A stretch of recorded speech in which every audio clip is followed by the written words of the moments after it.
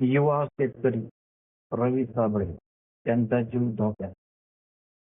गेल्या वर्षभरापासून माध्यमांद्वारे संपूर्ण महाराष्ट्रामध्ये प्रचंड प्रमाणामध्ये चर्चेत असलेलं व्यक्तिमत्व युवा शेतकरी रवी साबळे. रवी साबळे यांनी कोथरूडला सरकारविरोधात आवाज, अतिशय रास्त असे मुद्दे रवी साबळे यांनी सरकारसमोर मांडलेले आहेत.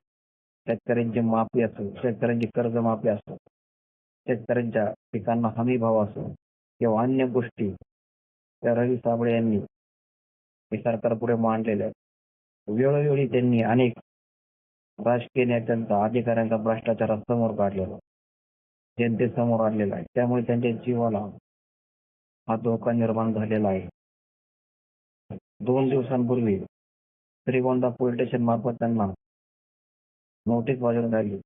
त्यांच्यावरती विविध कलमांतर्गत हे गुन्हे दाखल झालेले आहेत. त्यांच्या ऑफिसमध्ये काल श्रीगोंदा पोलीस स्टेशन मार्फत पोलीस अधिकारी नोटीस बजावण्यासाठी आले होते.